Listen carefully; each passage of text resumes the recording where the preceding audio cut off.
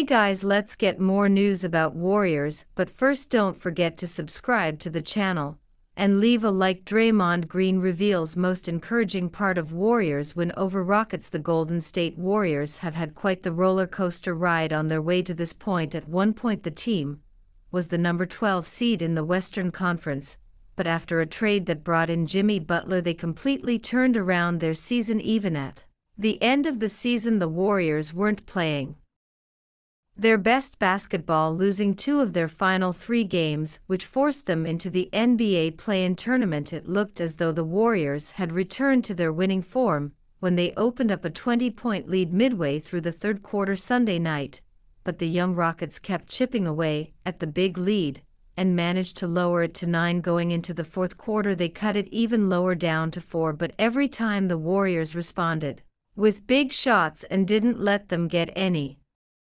closer. It resembled an old-school basketball game, instead of games ending with both teams well into the 100s in scoring. This one ended just 95-85. Stephen Curry and Butler combined for 56. One player who struggled to find a rhythm was Draymond Green. He finished with just 4 points, 6 rebounds, and 3 assists in 36 minutes. However, Green is still encouraged after the game. "I think we can play a lot better," Green said. "That's the encouraging part about it. I don't think we played very well at all, but we still got to find a way to win, and we did that with our defense. Playoffs, it don't matter how it looks, you just got to find a way and then get better and come back an improved team the next game." It may have took Golden State by surprise when they saw the Houston Rockets going with such a big lineup. Golden State lacks size, and that's exactly what the Rockets threw at the Warriors when they had Alperen and Steven Adams out there at the same time.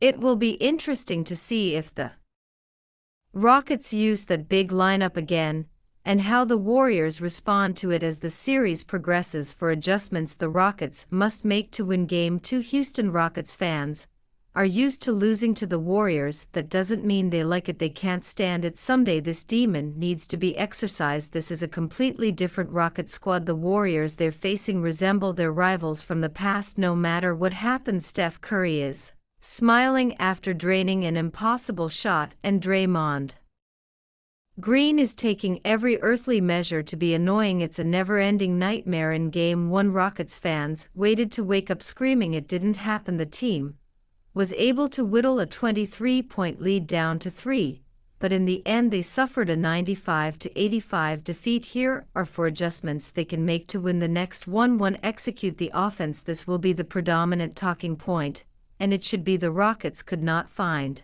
a bucket in Game 1 unless it came from Alperen. He had 26 points on 11-18 shooting from the field, but he couldn't carry the Rockets. Jalen Green and Fred VanVleet were a combined 7 for 34 from the field. That's not a typo. A particularly grisly 2-13 mark from VanVleet left the Rockets with Northwest answers in half-court sets. Let's be honest, 85 points will never be enough to beat the Warriors. The Rockets will continue looking to win a rock fight, but they need to start throwing some boulders. How can they generate more offense? Amen. Thompson started to find a groove down the stretch. More production from him would be helpful, but the answer truly lies with Jalen Green. The Rockets need him to be a dynamic offensive option for the Rockets to win games in this series. To protect the rock. All season long the Rockets have been winning the possession battle. That's meant dominating the glass and minimizing their turnovers. They managed the first half of that strategy. Houston enjoyed a 52-36 advantage in rebounding. Unfortunately, the turnover component of the plan was missing. The Rockets gave up the rock 16 times. Granted, the Warriors had 11 turnovers of their own. That's not good enough. The Rockets can't keep the turnover battle competitive. They need to win it. Give Golden State credit, they were hyperactive on defense, and it flustered the Rockets to win Game 2. They need to maintain their composure. 3. Run more lineups. Much has been said about the Rockets' double big lineups. Their ability to potentially dominate a small Warriors team has been noted. In Game 1 the Alperen/Steven Adams minutes went fairly well. This is a viable strategy in the playoffs, and the Rockets know that now. What else might work? Why not space the Warriors out by running Jabari Smith Jr. at the 5 more the Rockets could maintain a size or height at least advantage with those lineups, and match or exceed the Warriors' shooting. That's the main wrinkle. I'd like to see Udoka add to the game plan lineup-wise. It could also behoove him to see if Aaron Holiday, or even Reed Shepherd has the hot hand when Van Vliet is struggling. The Rockets are a versatile team, and they should lean into that advantage for contain one star. If Steph Curry or Jimmy Butler goes off, the Rockets have the depth to withstand their barrage. If they both go off, it's time to look ahead to the next game. Last night that's what happened. Butler and Curry were a combined 22 of 38 from the field. The Rockets didn't have an answer for either, and vicariously they didn't have an answer for the Warriors.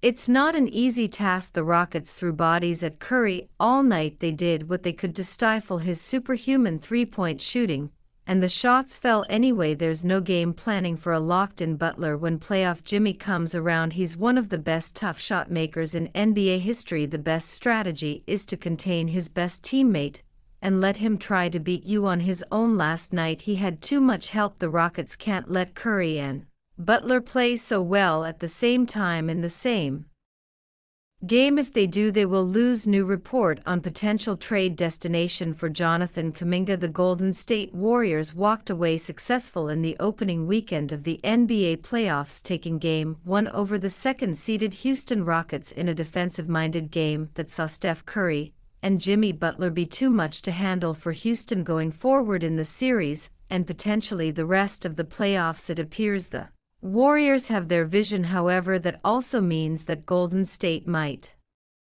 not look back into putting Jonathan Kuminga in their rotation, as the former lottery pick hasn't touched the floor for them since April 11th while an injury did derail his season. A new report reveals that Golden State could be working with a familiar trade partner to make a move off Kuminga. According to the Mark Stein Substack, Golden State could explore a sign-and-trade with the Brooklyn Nets given their positioning with an abundance of cap space. Therefore, a sign-and-trade could make sense for Golden State to send the young forward to Brooklyn and look to bring back their pick from the Dennis Schroeder deal and other assets before going down with an injury. Kuminga was averaging 21.00 points per game in December and looking well on his way to earning a contract extension in Golden State. Now, with how the rotation has panned out, Kuminga's future looks like it will be happening elsewhere. Holding the 6th best odds at the first overall pick in the 2025 NBA draft, landing Kuminga could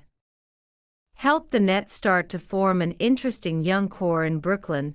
And you, Fen, what do you think about Jonathan Kuminga's situation? Write to us in the comments.